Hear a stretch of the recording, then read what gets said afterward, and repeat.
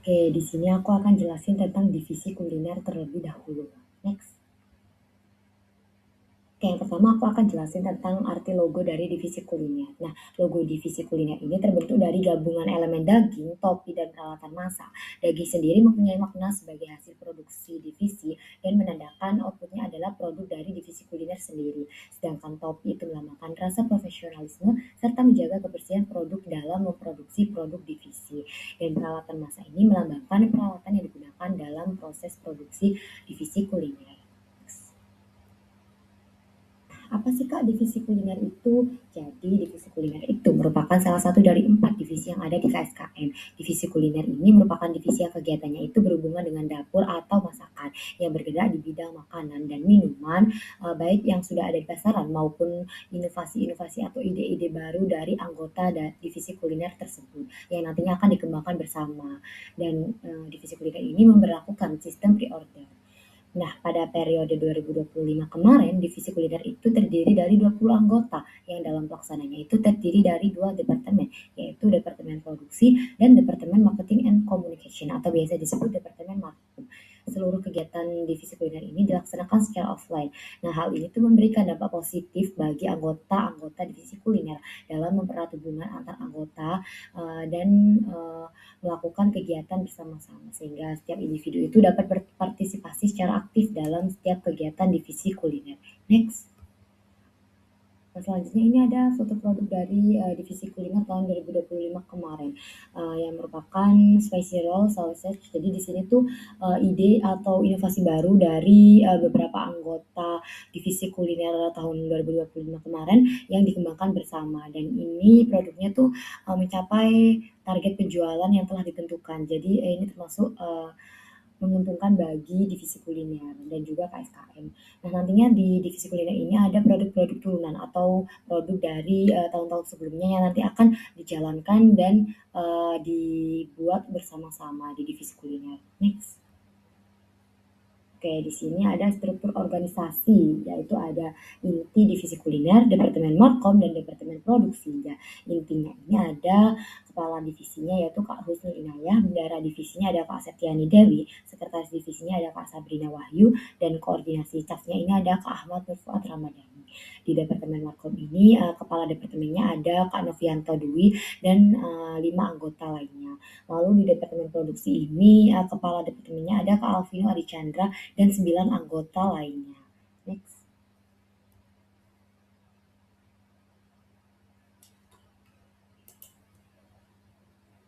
Nah, ini ada kegiatan-kegiatan yang dilakukan di divisi kuliner. Sebenarnya ada banyak kegiatan yang dilakukan di divisi kuliner, tapi ini salah satunya ada bazar dan CFD, lalu produksi makanan dan minuman, lalu ada penjualan produk dan bonding online atau offline, dan selanjutnya ada membuat video promosi. Ini biasanya tuh dilakukan seminggu sekali atau sebulan sekali. Next. Oke, di sini ada pencapaian dan kendala yang dialami oleh divisi kuliner. Nah, pencapaiannya ini yang pertama menjadi divisi dengan penjualan terbanyak. Seperti aku jelasin tadi bahwa divisi kuliner itu target penjualannya itu melampaui dari target yang telah ditentukan.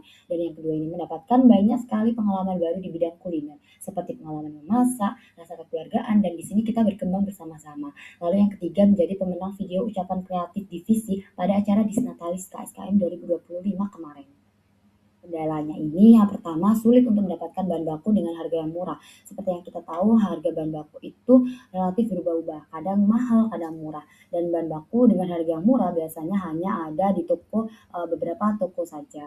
Jadi sulit untuk menentukan bahan baku yang sama dengan bahan baku yang telah dibeli sebelumnya. Lalu yang kedua ini sulit untuk menemukan hari dan tanggal untuk produksi produk divisi kuliner. Jadi setiap anggota itu kan memiliki jurusan yang berbeda-beda dan juga jadwal perkuliahannya itu beda. Jadi di sini sulit untuk menentukan hari yang pas gitu untuk produksi produk divisi. Next.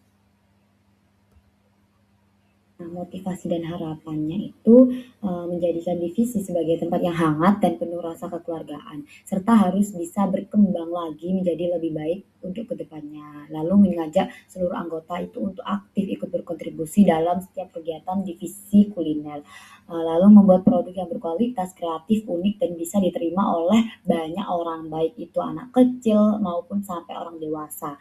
Lalu menjadikan divisi kuliner sebagai tempat untuk belajar dan meningkatkan kemampuan memasak anggota. Jadi di sini kita bersama-sama belajar dan mengembangkan kemampuan memasak. Next. Alasan memilih divisi ini karena divisi kuliner itu bukan hanya tentang memasak ya, tetapi juga mendapatkan pengalaman organisasi yang seru, rasa kekeluargaan yang rapat dan juga berkesan dan penuh pembelajaran baru. Lalu kalian itu bisa belajar berwirausaha sekaligus mengasah kemampuan memasak dan kreativitas dalam membuat produk yang menarik. Lalu didukung dengan tim yang kompak dan juga suasana yang menyenangkan. Kita di sini itu bisa berkembang bersama sekaligus menambahkan relasi dan juga menambah pengalaman. Next. Nah, kita masuk ke bagian dokumentasi. Nah, ini ada dokumentasi divisi kuliner tahun 2025 kemarin. Nah, di sini bisa kalian lihat divisi kuliner itu banyak sekali ya dokumentasinya, karena divisi kuliner ini anggotanya tuh banyak yang narsis ya. Jadi kayak setiap ada momen foto, setiap ada momen foto. Jadi banyak sekali foto dari divisi kuliner tahun 2025 kemarin. Tapi tidak cukup dimasukkan, jadi hanya beberapa ini yang ditampilkan dan juga ada foto yang kehapus ya. Oke, next. Bukan sekedar memasak, ini tentang pengalaman. Yuk join kuliner, kami tunggu di divisi kuliner. Bye-bye.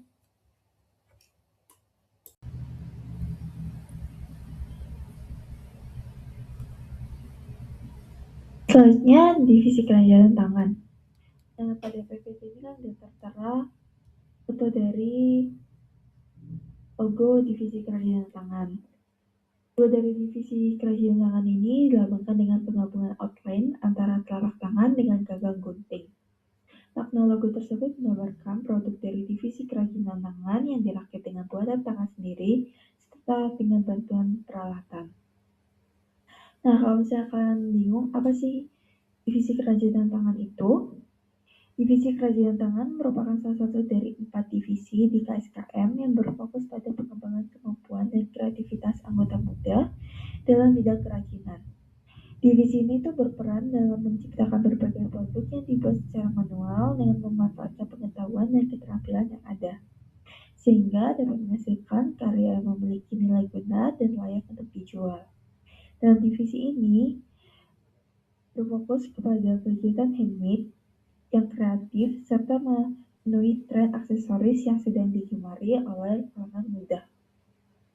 Jadi kalau misalnya kalian tertarik dengan kegiatan yang buat-buat itu, kalian bisa join di divisi ini. Lalu selanjutnya di sini ada gambaran foto produk, bisa kalian lihat di sini ada bergambar dari produk yang udah buat oleh divisi kerajinan tangan di tahun sebelumnya. Next ada struktur organisasi. Nah, struktur organisasi di sini tuh bertujuan untuk memberikan gambaran kepada kalian kalau misalnya kalian masuk divisi kerajinan tangan, di dalamnya ini apa aja dan bagaimana struktur organisasinya. Pertama ada inti. Sini terlihat kepala divisinya adalah Venda Agyatama, lalu ada bendara divisi yaitu Lina Hidayati, selanjutnya sekretaris divisi ada Valentina Febrianti, dan koordinator staff yaitu Fardatus Sakiyah.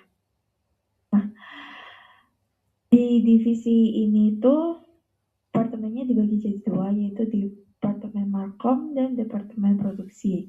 Di Departemen Markom sendiri nanti itu kalian akan dibagi menjadi kepala Departemen Markom, lalu anggota. Dan di Departemen Produksi pun seperti itu juga, jadi ada kepala Departemen Produksi dan sisanya anggota. Dan selanjutnya adalah kegiatan dari divisi. Nah, dari divisi kerajinan tangan ini sendiri ada 3 yang utama. Yang pertama adalah merencanakan dan menentukan produk yang akan diproduksi. Yang kedua, melakukan produksi rutin secara sesuai dengan jadwal order produk kerajinan. Lalu yang ketiga, memasarkan produk dalam event besar dan secara online. Jadi, untuk menarik pelanggan, proses penjualannya itu biasanya melalui open pre-order ataupun dari event-event besar seperti itu. Nah, selanjutnya di sini adalah pencapaian dan kendala. Yang pertama dari pencapaiannya, dari divisi kerajinan tangan sendiri di tahun sebelumnya, ada 3 pencapaian. Yang pertama, divisi kerajinan tangan berhasil memperoleh laba yang cukup baik selama 1 periode. Yang kedua, tingginya minat terhadap produk turut mendukung peningkatan penjualan secara keseluruhan. Jadi kalau misalnya kalian membuat produk, banyak yang harus direncanakan, harus dipikirkan. Salah satunya itu produk yang kalian ciptakan itu setidaknya bisa untuk mengikuti tren yang ada. Jadi kalian untuk menjualkannya itu lebih mudah karena akan lebih banyak yang meminati. Lalu yang ketiga, divisi kerajinan tangan menjadi divisi dengan penjualan produk terbanyak dibandingkan tahun-tahun sebelumnya. Nah, di sini juga dijelaskan kendalanya apa aja. Dari divisi kerajinan tangan sebelumnya, ada 4 kendala. Yang pertama, kurang aktifan dari beberapa anggota dalam kegiatan divisi.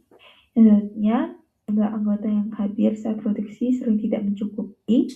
Yang ketiga, banyaknya pesanan membuat proses produksi kurang maksimal karena keterbatasan tenaga. Dan yang keempat, kurangnya partisipasi dalam promosi saat open order, seperti tidak mengunggah di media sosial sehingga jangkauan promosi kurang optimal. Jadi kalian AM diusahakan kalau misalnya udah masuk ke divisi lebih aktif lagi karena itu juga akan mempengaruhi dari pencapaian divisi kalian. Selanjutnya adalah motivasi dan harapan. Di sini ada 4. Pertama, harapannya semua anggota bisa lebih aktif dan ikut berperan dalam setiap kegiatan, terutama saat produksi dan promosi, supaya semuanya terasa lebih ringan dan kompak. Yang kedua, saat ada besar, semoga semua anggota mau ikut berkontribusi dan bergantian menjaga stand. Jadi tidak hanya orang-orang tertentu saja yang terlibat. Yang ketiga, semoga kedepannya rasa tanggung jawab dan kerjasama antar anggota bisa semakin kuat, sehingga kegiatan divisi bisa berjalan lebih lancar. Dan yang keempat, untuk pemilihan produk diharapkan bisa dipikirkan lebih matang agar produk yang dibuat benar-benar diminati dan bisa meningkatkan penjualan. Nah, di sini ada beberapa alasan untuk memilih divisi ini. Yang pertama, masuk ke divisi kerajinan tangan itu seru banget, apalagi buat teman-teman yang suka bikin sesuatu dari hal yang sederhana. Jadi dari hal-hal kecil seperti itu bisa memberikan nilai jual tersendiri. Yang kedua, di sini kamu bisa menyalurkan kreativitas sekaligus menunjukkan hasil karya yang kamu buat sendiri. Yang ketiga, nggak cuma bikin karya, tapi juga belajar kerjasama, sabar dalam proses, dan merasakan kepuasan saat karya kita diminati oleh banyak orang. Yang keempat, jadi di divisi ini cocok banget buat kalian yang ingin belajar sambil menyalurkan hobi kreatif. Nah, di slide selanjutnya ini ditampilkan dokumentasi dari kegiatan-kegiatan yang sudah dilakukan oleh divisi kerajinan tangan di tahun sebelumnya. Ada pasar, terus ada kegiatan-kegiatan produksi lainnya. Dan yang terakhir di sini aku mengajak kalian untuk join ke divisi handicraft karena di divisi handicraft sendiri memiliki visi untuk mengubah hal biasa menjadi hal yang luar biasa. Jadi untuk kalian yang memang minat di kerajinan tangan dan ingin menciptakan hal-hal menarik, memiliki nilai jual, kalian bisa masuk ke divisi ini ya. Perkenalkan, saya Cara Aprita sebagai penanggung jawab Divisi Agribisnis KSKM 2026.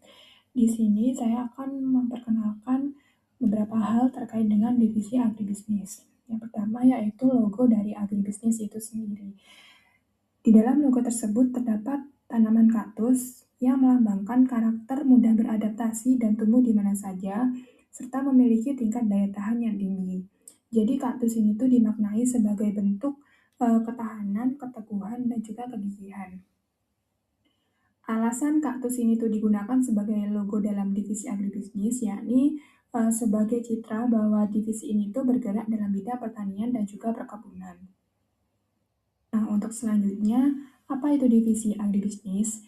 Jadi, agribisnis itu berasal dari kata agriculture yang berarti pertanian dan bisnis yang berarti usaha yang berorientasi pada profit. Jadi secara sederhana itu, agribisnis itu dapat diartikan sebagai kegiatan bisnis yang berkaitan dengan bidang pertanian atau pembudidayaan, yang dimana objeknya itu meliputi tanaman, hewan, maupun organisme lainnya. Divisi agribisnis ini merupakan salah satu dari 4 divisi yang ada di KSKM yang bergerak di bidang pertanian, perkebunan, dan juga peternakan. Divisi agribisnis sendiri itu beranggotakan 15 orang dan dalam pelaksanaannya terdiri dari 2 departemen, yaitu Departemen Produksi dan juga Departemen Marketing and Communication. Nah, di sini ada contoh produk agribisnis yang dijual pada tahun sebelumnya.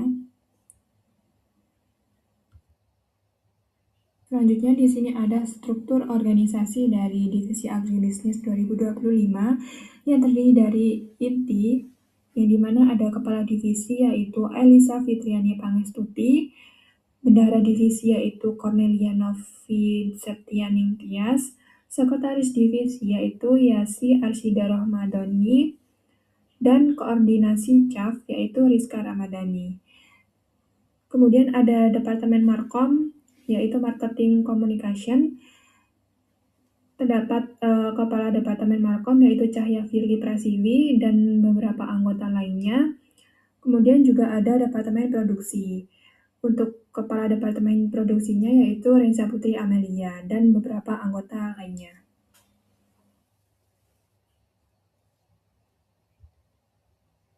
Nah, di sini ada beberapa kegiatan divisi yang biasanya dilakukan. Yang pertama itu ada mencari vendor bahan-bahan produk. Jadi nanti teman-teman itu bisa bergantian untuk berbelanja bahan-bahan produk yang akan dibutuhkan. Supaya nanti teman-teman itu bisa sama-sama belajar dan tahu di mana vendor yang menjual bahan-bahan yang murah dan juga berkualitas. Selanjutnya itu ada produksi produk bersama. Jadi di sini kita tuh nggak hanya berbelanja aja, tapi nanti semua anggota divisi itu juga ikut terlibat dalam proses pembuatan produk. Jadi nggak hanya kerja sendiri-sendiri ya, tapi bareng-bareng dari awal belanja sampai produk tersebut itu jadi. Selanjutnya itu ada penjualan dan promosi produk secara online melalui media sosial. Di sini itu nanti kita bakalan menjual dan mempromosikan produk kita melalui media sosial kayak di Instagram, di WA, dan juga di TikTok. Tujuannya itu ya tentu biar lebih banyak orang tahu dan tertarik untuk membeli produk kita kayak gitu. Selanjutnya penjualan secara offline melalui event bazar dan juga CFD. Jadi kita nggak hanya melakukan penjualan dan promosi secara online, tapi kita juga melakukan penjualan secara offline. Di sini tuh nanti kita menjual produknya itu secara langsung ke pembeli di tempat-tempat tertentu, kayak di event bazar dan juga di acara Car Free Day. Jadi nanti itu bisa pembelinya tuh bisa melihat produk kita itu secara langsung kayak gitu. Selanjutnya itu di sini ada pencapaian dan kendala yang telah dilalui pada tahun sebelumnya. Untuk pencapaiannya sendiri, yang pertama itu menjalin relasi dan kerjasama antar pihak internal maupun eksternal. Jadi dalam divisi agribisnis itu sudah berhasil membangun hubungan yang baik dengan pihak internal atau anggota-anggota divisi agribisnis itu sendiri, dan juga pihak eksternal atau pihak luar kayak partnernya, vendor bahan-bahan produksi kayak gitu. Nah, ini tuh sangat penting supaya kerjasama yang dilakukan dalam divisi agribisnis itu jadi lebih lancar dan kita bisa saling membantu. Yang kedua itu menambah pengetahuan dan insight baru tentang agribisnis.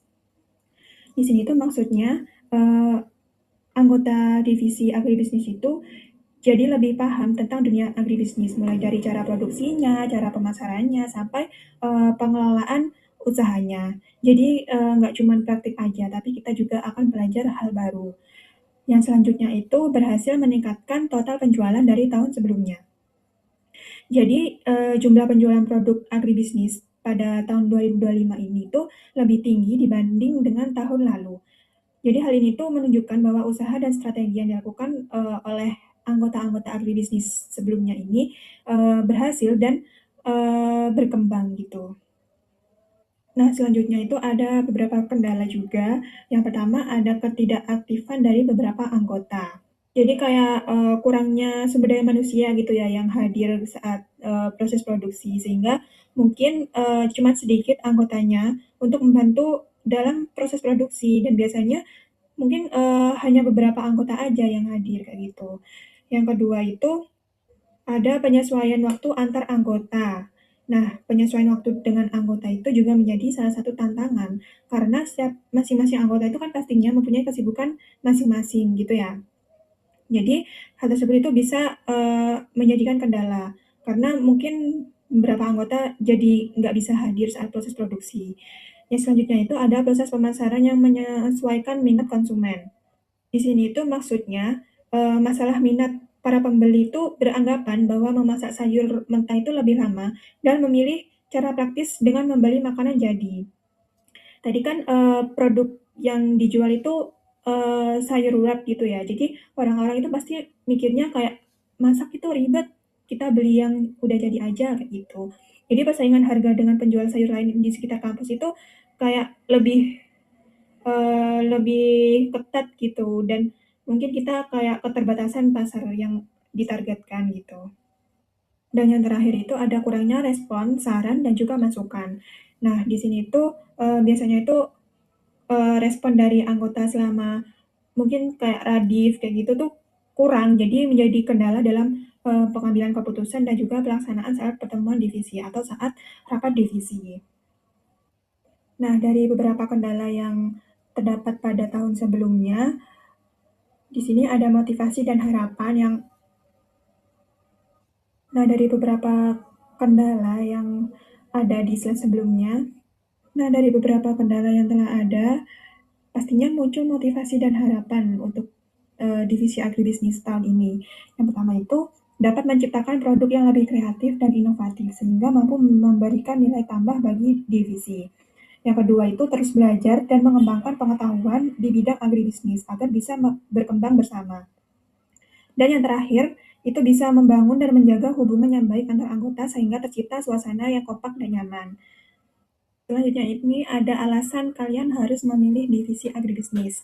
Yang pertama itu pastinya masuk divisi agribisnis itu seru banget karena kita bisa dapat banyak pengalaman gitu ya dan pengetahuan baru, terutama tentang berbagai jenis tanaman. Yang kedua, di agribisnis itu kita bebas berkreasi dan mengembangkan ide sesuai dengan minat kita. Jadi nanti kalau teman-teman punya ide untuk dijual di divisi agribisnis bisa langsung diusulkan gitu ya, nanti kita diskusi bareng-bareng kayak gitu.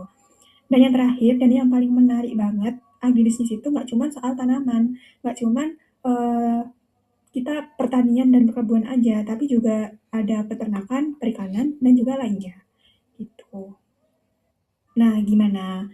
Agribisnis itu luas kan? Nggak cuma soal tanaman. Makanya itu, yuk gabung divisi agri, kami tunggu ya.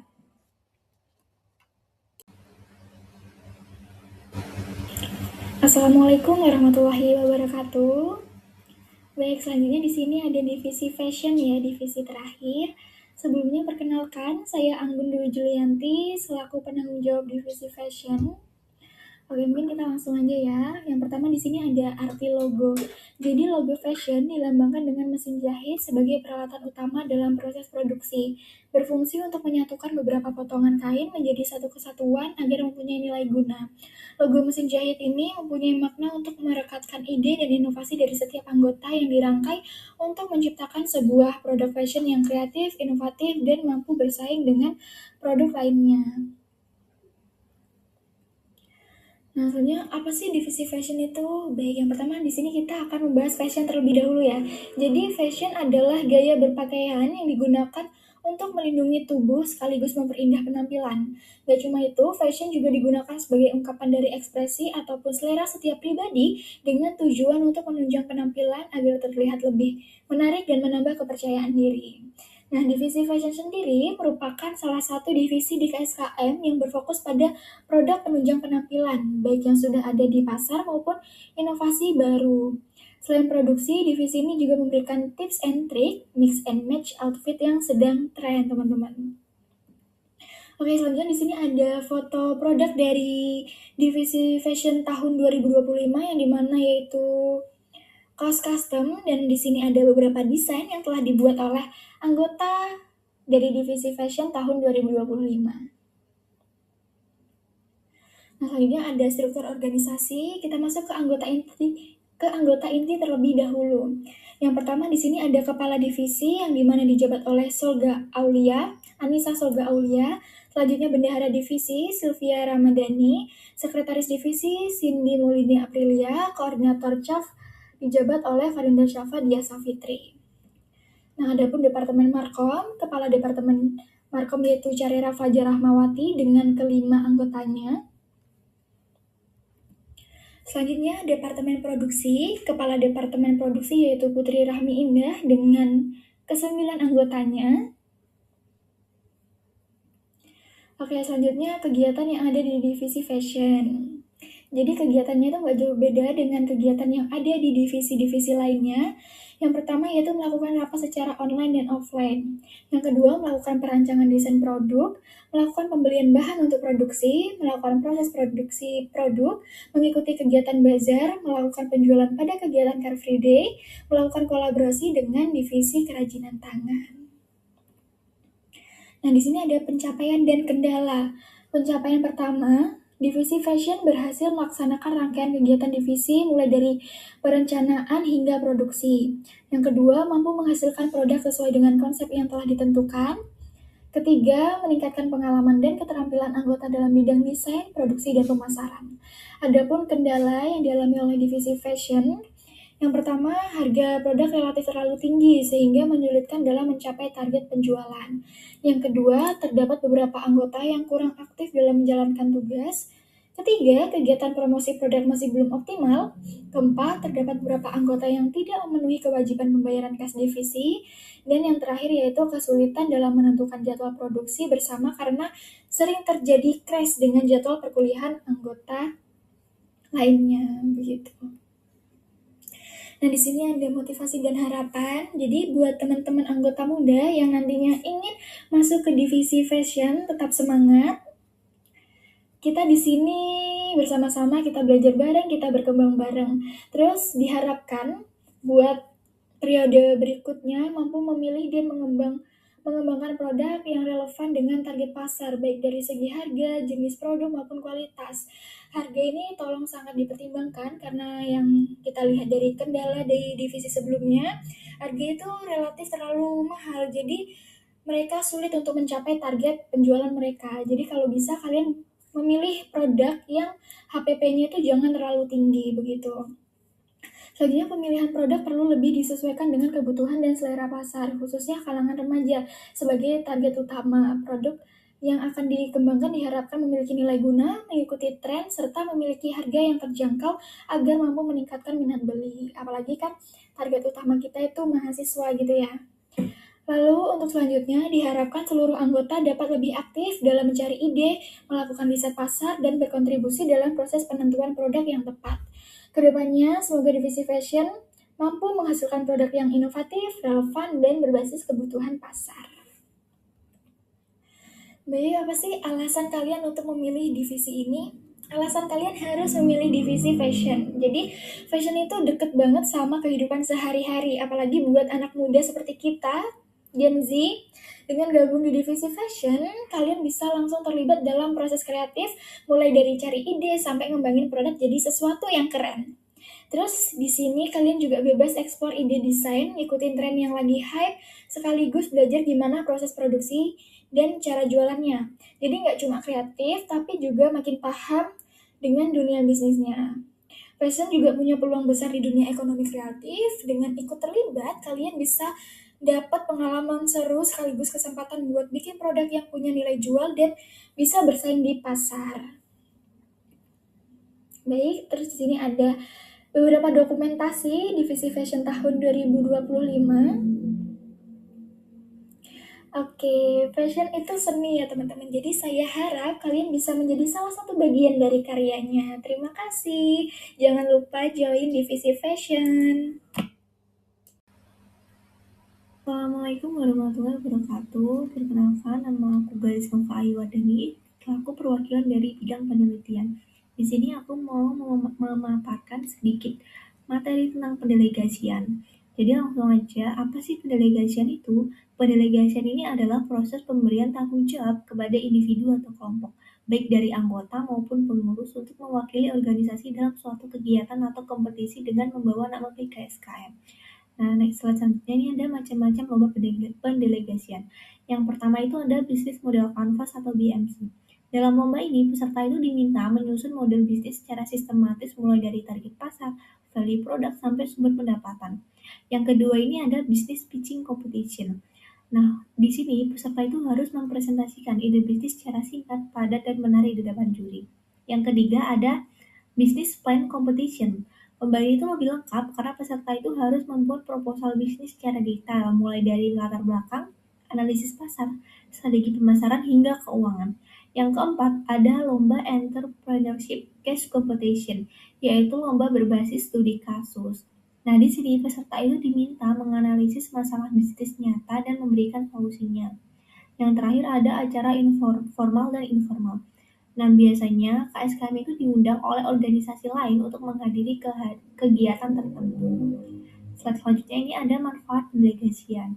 Yang pertama itu ada pengembangan diri. Dengan ikut pendelegasian, kita akan banyak belajar hal baru, mulai dari cara berpikir, komunikasi, sampai kemampuan menyelesaikan masalah. Yang kedua ini ada networking dan relasi. Nah, kita itu nggak hanya bertemu peserta dari kampus sendiri, tapi juga dari berbagai universitas bahkan dari daerah lain. Yang ketiga ada prestis dan pengakuan. Nah, ketika kita mengikuti lomba atau acara dan berhasil meraih prestasi, itu akan menjadi nilai tambah bagi diri kita maupun organisasi. Yang keempat, kesempatan karir dan bisnis. Dari kegiatan delegasi, kita bisa membuka peluang yang sebelumnya tidak kita bayangkan. Yang kelima, ini ada kontribusi terhadap organisasi.